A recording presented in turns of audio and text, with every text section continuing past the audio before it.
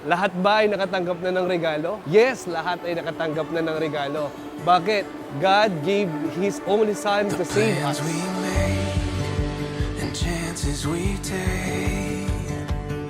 It's the first page. Our story starts here. Ang mga bata from Harwich Music School, they are presenting and showcasing their God-given talents, not only to please the people around here, but also to glorify the name of God. Now we find it all becomes so clear. Our story starts here. Our story ends, our story ends, our story ends, our story, our story ends, our story ends, our story ends, our story. And also this concert, it is a tribute concert to Cancer Warriors. Gusto namin maging inspirasyon sa mga batang ito na kahit ganito ang buhay nila, may mga sakit sila, huwag silang mawala ng pag-asa. Because God is not sleeping. God is our healer. I know one day, gigising sila, there's a miracle na magaling na sila. Our story starts here. Our story starts here. Our story starts here. Our story starts here. Merry Christmas and Happy New Year to everyone.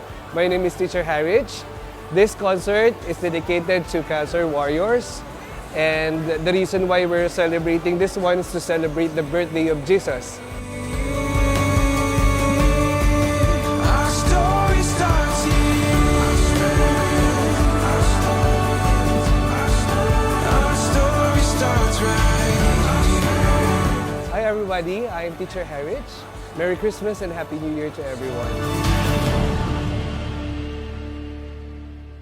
Got a good day coming, and it's all I need.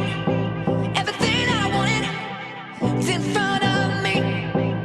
It's looking up and up down, sun is shining over me. I got a good thing coming, just wait and see.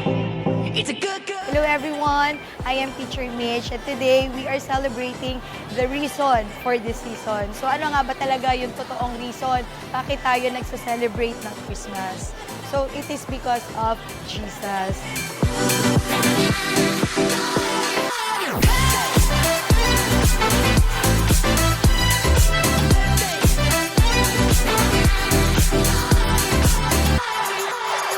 There ain't nothing.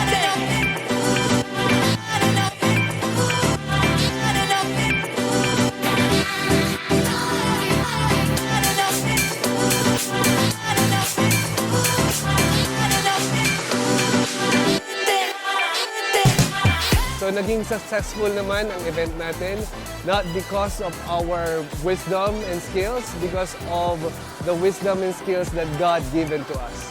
So congratulations to everybody.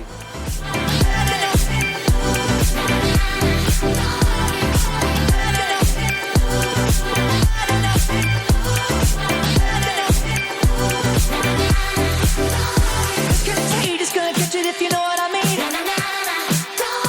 It's outrageous when you see it, gonna make you believe.